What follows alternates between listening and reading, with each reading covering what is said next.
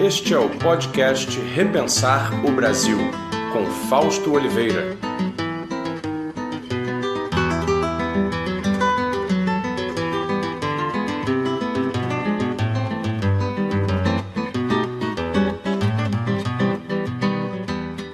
Pessoal, mais um episódio aqui do podcast Repensar o Brasil, do blog novodesenvolvimento.org.br, agora trazendo para vocês, aí depois de uma ausência forçada por questões de agenda, uma série, uma proposta aí sobre o grande fato que vem sacudindo o Brasil nos últimos dias, né? Quem é mais esperto já sabia, mas agora o Brasil inteiro já sabe, uma parte fecha os olhos, mas vai ter que abrir os olhos em breve para a grande verdade. A Operação Lava Jato era um grande esquema para danificar e destruir a economia do Brasil e colocá-la de joelhos frente aos poderes internacionais. No caso, eu gostaria de, então, fazer minha contribuição ao debate, colocando aqui nessa série de podcasts que eu vou abrir a partir de agora nesse blog, o tema da engenharia nacional.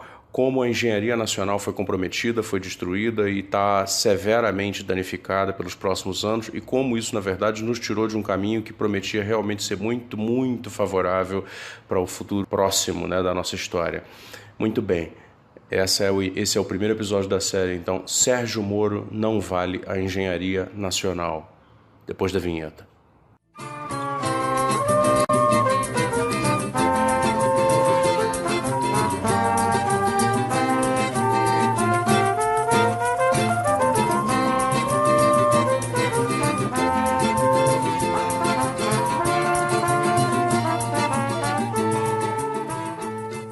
Quando a Lava Jato, através das suas acusações forçadas, né, dos seus processos legais ao arrepio da lei, né, como agora vai ficar cada vez mais claro, atacou durissimamente o setor de engenharia nacional, estava atacando a economia brasileira como um todo.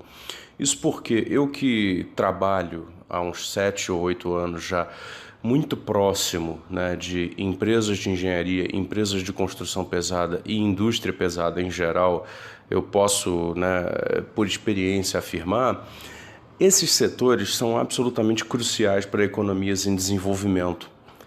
Eles, na verdade, são concentradores, são demandadores e são produtores, né? Mas são eles são o que se chama de hub, né? Dentro de uma economia em desenvolvimento, de muita atividade. E eles são aqueles que estimulam o nascimento e a reprodução de atividades cada vez mais sofisticadas. Eu, no meu trabalho, aprendi não só nos setores de engenharia, nas várias engenharias do Brasil, como da América Latina também, em vários outros países, né? Pude aprender e percebi como as grandes empresas de engenharia, grandes projetos de engenharia, são puxadores, né, do desenvolvimento dos países que ainda não atingiram aquele patamar de tá tudo pronto, né, que alguns países, né, pela sua história já atingiram. A nossa realidade aqui é francamente dependente de um investimento, de uma proteção da engenharia para que se pudesse movimentar esse processo.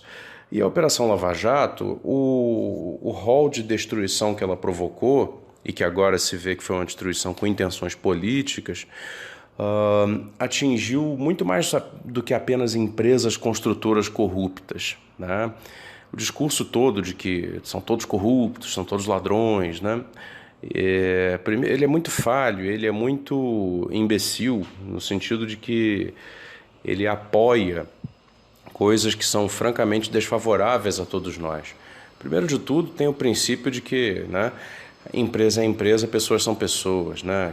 Quem agora está aí bradando que mas a empresa também era corrupta, então tinha que ser punida, ora, ignora fatos absolutamente, né, dramáticos em termos de corrupção no primeiro mundo, em que empresas foram preservadas e executivos foram punidos. Citaria aí o caso da Volkswagen, talvez uma das maiores e talvez a mais simbólica fabricante de carros do mundo. Quem quiser, tiver Netflix em casa, recomendo assistir o documentário Na Rota do Dinheiro Sujo. É uma série lá que tem um dos episódios sobre a Volkswagen. Conta exatamente como eles deliberadamente fraudaram a questão lá do escapamento de gases, prometendo automóveis não poluentes, né? E era tudo mentira, isso foi descoberto. E os executivos foram exemplarmente punidos e a empresa continuou de pé e continua de pé. A Alemanha jamais sacrificaria a Volkswagen porque conhece o valor que a Volkswagen gera para o seu país, mesmo hoje, que é um país rico e desenvolvido, né? A simples persistência de alguns problemas que não tem nada a ver com pobreza crônica nem subdesenvolvimento na Alemanha, né? Faz com que o governo alemão e a sociedade alemã nem cogitem a destruição da Volkswagen. Aí eu pergunto, por que é que o mesmo argumento, né, não só nos levou a atacar empresas nacionais, como nos levou a declará-las inidôneas para contratação, né? Nos levou a colocar essas empresas num rol de excluídos do mercado, né? Então vamos chegar lá. São muitos temas, então eu vou tentar separar isso por etapas, né?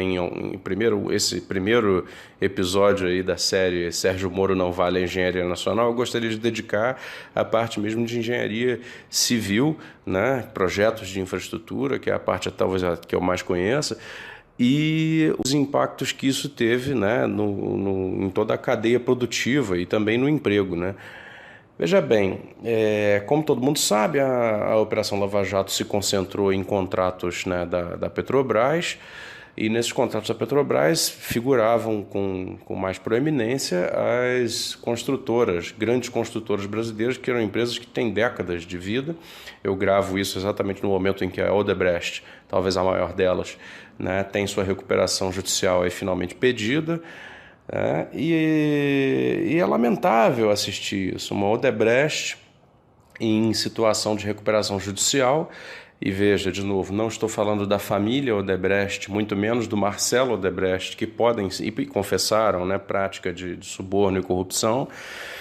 Defenderia com muita facilidade a punição a essas pessoas, não teria qualquer problema em que essas pessoas fossem punidas. Acho que isso poderia ser um consenso de qualquer um, ninguém aqui está querendo defender bandidos, nem nada do gênero. Porém, né, é de se lamentar demais, né, conhecer números como, por exemplo, o nível de emprego que a Odebrecht mantinha no Brasil, apenas no Brasil, hein? Em 2014, quando vários dos projetos que ela tocava ainda estavam ativos, né, esse nível de emprego era de 276 mil pessoas empregadas, né? E hoje caiu, aí, segundo eu li, 82%. Né? Você vê, em 5 anos, uma empresa nacional que era uma potência de engenharia, né, produtora de muita infraestrutura de valor, de soluções para o país, ela perdeu 82% de sua base de empregos. E hoje ela emprega apenas 48 mil pessoas. O emprego numa construtora desse porte é multifacetado, né?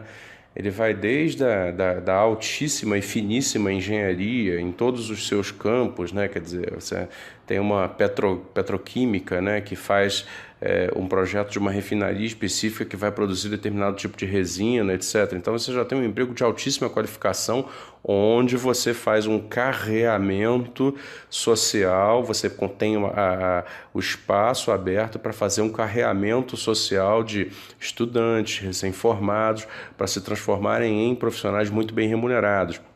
Mas, por outro lado, você também tem aí, quer dizer, projetos os mais variados. Você tem um metrô, uma linha de trem, túneis, né, contenções de encosta, né, portos, aeroportos, que são projetos clássicos de engenharia civil, onde você também tem a engenharia mais fina, mas você tem o operariado, né, que é o emprego mais numeroso. Então, nós estamos falando aí de famílias de baixa renda, né? Pessoas que começaram a se ver muito afetadas e estão aí agora massacradas pelo desemprego crônico que não tem solução, né? E a elas se dá uma promessa muito hipócrita, né, de solução via credibilidade, investimento, etc., mas que nunca vem, porque afinal de contas isso é uma lorota, né? Quando eles tinham esses trabalhos, eles estavam lá construindo essas coisas, que são coisas absolutamente necessárias para o estágio em que o Brasil se encontra na sua história rumo ao desenvolvimento.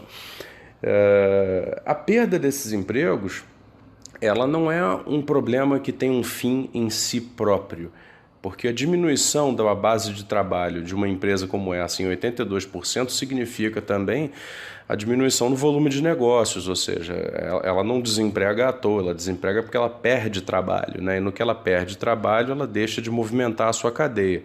Quero fazer aqui o parêntese de que a perda de negócios da Odebrecht, e aí falando especificamente dela, mas isso se reflete para várias outras empresas, eu sou testemunha ocular disto, né? Trabalho perto deles, conheço as histórias.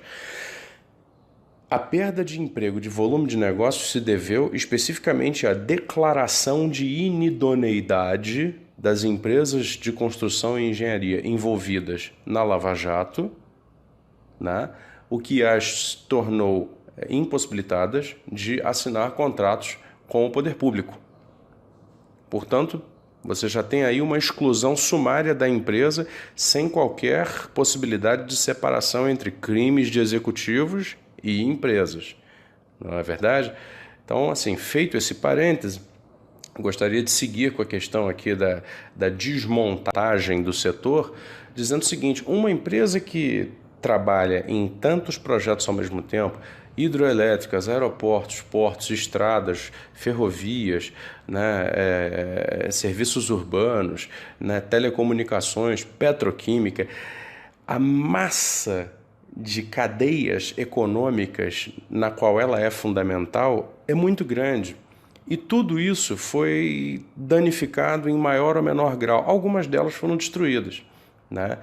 Então, por exemplo, uma empresa como a Odebrecht, ela era capaz, por exemplo, de produzir sistemas de VLT, inclusive subsidiárias, companhias subsidiárias dessas empresas. Cito aí também a OAS, cito aí também a Camargo Correia, a Mendes Júnior, a Andrade Gutierrez, se especializaram em fazer operação de sistemas de transporte urbano e interurbano através de malhas rodoviárias e como concessões rodoviárias, malhas ferroviárias em concessões ferroviárias, né, a construção de ativos, né, de conexão, como por exemplo pontes entre cidades, pontes para suprir áreas do litoral brasileiro, né, portos para navegação de cabotagem, uma série de outras coisas. Você imagina o quanto e eu digo exatamente assim, né, cimento, concreto, aço, equipamentos, maquinário, insumos os mais variados do tipo cabeamento, do tipo autopeças, motores, né? E junto com tudo isso, toda uma logística de serviços para manutenção, para recuperação, toda a cadeia de insumo de energia, combustível, eletricidade, geradores, né? Cada projeto em que essas empresas atuavam, né, eles eram geradores de uma pequena ou média cadeia naquele local. E assim se chegou a 276 mil empregos apenas em uma grande construtora brasileira, né? E que agora lamentavelmente se vê reduzida a apenas uma administração da sua própria dívida com 48 mil funcionários e alguns projetos que talvez continuem aqui e ali por força contratual. Certamente demitirão todos os trabalhadores quando terminarem esses contratos. Pois bem, se você multiplicar esses 276 mil empregos, né, por toda a cadeia que deixou de ser movimentada, né, no cimento, no concreto, na produção de agregados para construção, que são aquelas pedrinhas, né, mineradas nas pedreiras e que são trituradas e levadas até os locais onde elas são misturadas, né, para se tornar concreto, que vai construir estruturas, ou asfalto, que vai pavimentar rodovias e ruas urbanas, etc.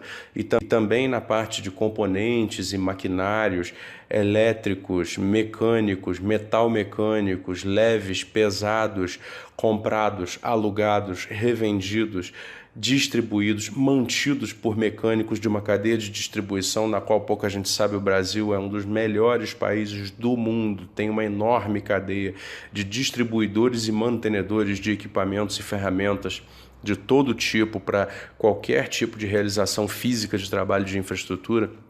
Se você começa a botar na ponta do lápis tudo o que era este setor, que é o famoso emprego indireto, né, e que dependia da realização destes projetos, Aí você percebe exatamente como, na verdade, nós estávamos num caminho, através da engenharia nacional, de nos tornarmos um país onde a classe média estava realmente se universalizando, né?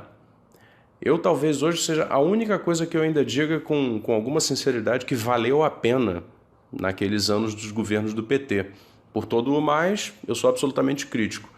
Mas o único acerto que foi feito, acerto esse que eles conseguiram estragar, facilitando para a Operação Lava Jato, né, e promovendo também as práticas de corrupção, né, foi a decisão de fazer grandes investimentos em infraestrutura.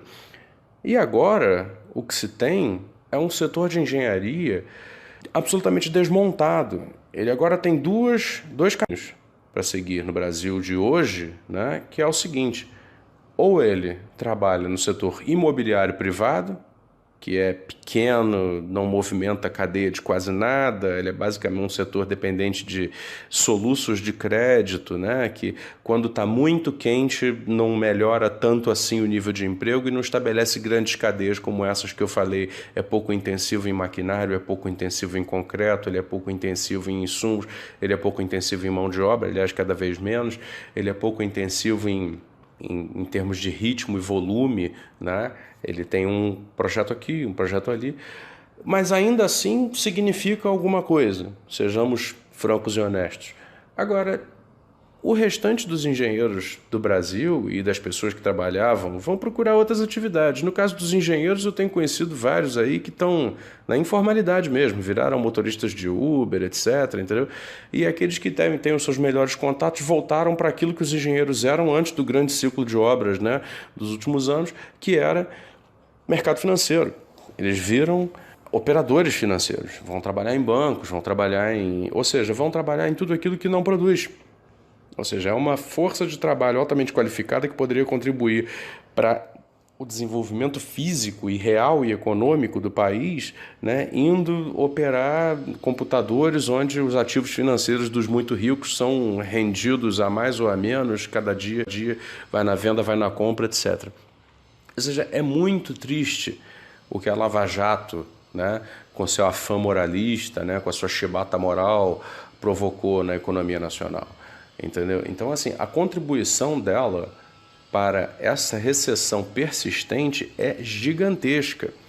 Só que aí temos um novo aspecto para falar também, ainda para ficar só na questão da construção, né, e da infraestrutura pesada, que é o seguinte: não por acaso, todos os ocupantes do poder que vieram após o ciclo da Lava Jato têm em comum essa característica de querer internacionalizar o setor de engenharia nacional, porque todo mundo sabe que uma economia em desenvolvimento depende de projetos de engenharia para chegar lá, né?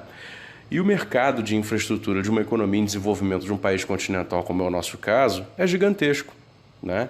Basta você pensar na imensa quantidade de projetos que têm que ser feitos para universalizar o acesso ao esgoto e à água tratada, universalizar o acesso à eletricidade em boa quantidade, né? Numa quantidade previsível, que você possa fazer a economia crescer e não faltar.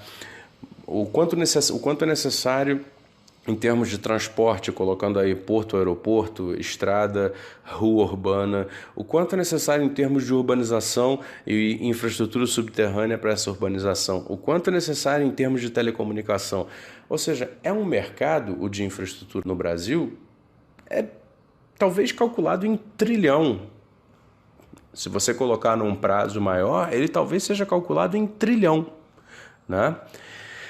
Então isso desperta muita cobiça.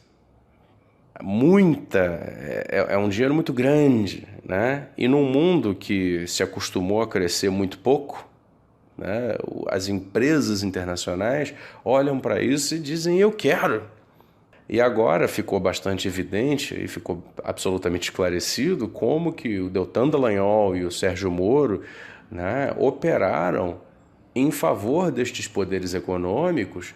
E aí você faz a conexão. Tanto o governo Temer como agora o governo Bolsonaro são governos que pretendem mobilizar capital internacional e facilitar o capital internacional para entrar na infraestrutura brasileira, alijando jurídica e economicamente os atores nacionais da participação daquele que é o seu próprio mercado.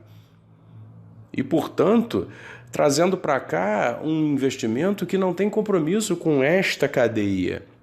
Não tem compromisso e nem faz sentido econômico para eles, né, fazer uma grande movimentação da cadeia brasileira. E, portanto, a ideia deles é vir aqui, assinar um contrato de concessão, digamos, de um porto por 30 anos, 40 anos, fazer uma ou outra obra de ampliação, alugar aquilo para o afretamento marítimo internacional o mais que se puder, calculado em dólar, né? Investir bastante pouco, o mínimo possível, lucrar o máximo possível e ir embora quando terminar o contrato de concessão ou receber de presente o ativo. Porque tem isso, esse pessoal gosta de colocar a concessão da infraestrutura no horizonte da doação, né? Eles fazem um contrato de 30 anos, mas é o seguinte, depois dos 30 anos não é nem renovação. Assim, o Estado passa a entender que aquilo é atividade econômica, o Estado não acha que aquilo é um patrimônio público. Então, assim, para que eu quero aquilo? Então, já que você já me outorgou, já pagou uma cessão onerosa, alguma outorga, e operou e investiu relativamente alguma coisa ali, então toma. Então, nesse sentido, existem sim concessões de infraestrutura que são projetos privatizadores, só que no longo prazo. São privatizações disfarçadas, onde o preço a pagar pelo capitalista internacional é pago em suaves prestações ao longo de 30 anos. Né? Essas suaves prestações seriam uma outorga ou um compromisso de investimento que, em geral, eles minimizam. Se você colocar esse cenário, né, num prazo de 20, 30 anos, para toda a questão da infraestrutura nacional, né, ou seja, internacionalizá-la para empresas como a francesa Vinci, a norte-americana Bechtel, né, as chinesas CCSC, né, CCRC e vários outros que virão, muito provavelmente eles exigirão para entrar aqui flexibilizações de contratação, onde provavelmente vão trazer contratados de fora pessoas que eles acham que são melhores ou que são mais baratos.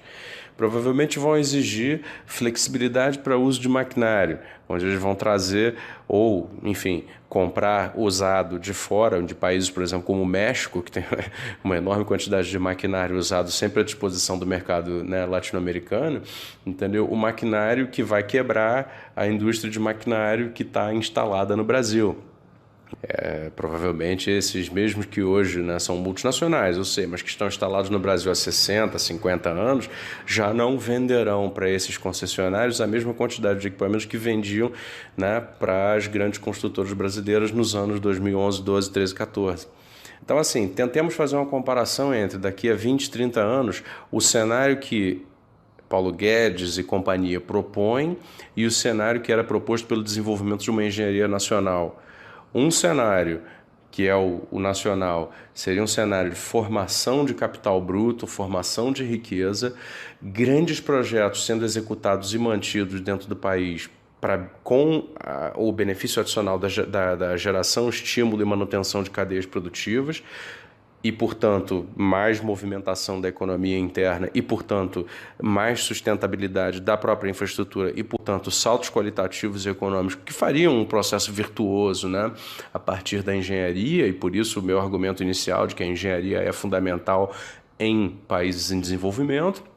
E o outro cenário, que seria o cenário Paulo Guedes para daqui a 20, 30 anos, um Brasil de infraestrutura medianamente melhorada, a partir de contratos internacionais todos cotados em moeda forte, portanto geradores de déficit na nossa balança comercial e, portanto, vulnerabilizadores da economia no sentido do câmbio, nos torna vulneráveis à questão do choque cambial, a infraestrutura medianamente melhorada, toda ela privada, toda ela cara, e grandes empresas internacionais aqui fazendo contratações ocasionais sem necessariamente, com certeza, sem fazer este grande encadeamento econômico que é a função do setor de engenharia de infraestrutura pesada numa economia em desenvolvimento.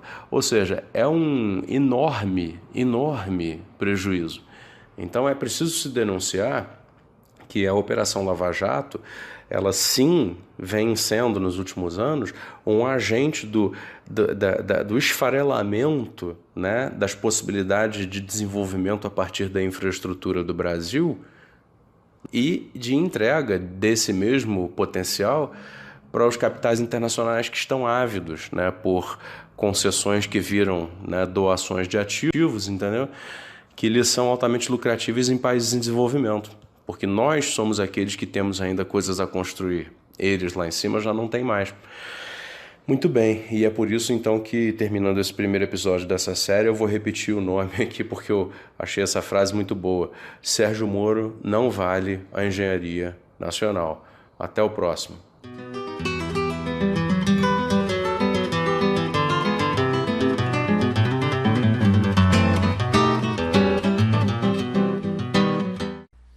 Concluindo aqui uma pergunta que eu quero fazer para quem for ver esse vídeo, eu quero que você me responda com sinceridade. Valeu a pena destruir empregos, empresas, para prender meia dúzia de corrupto, ladrão de galinha? Valeu realmente a pena, depois de tudo que você viu aqui, depois de tudo que você observou? Valeu a pena? Se para você valeu a pena, eu acho que você deveria procurar de imediato um psiquiatra, porque isso não é normal. Eu garanto a você que nenhum país do mundo que seja patriota, que seja nacionalista, que seja sério, que as leis funcionam, jamais faria esse tipo de coisa. O Brasil é uma república de bananeira.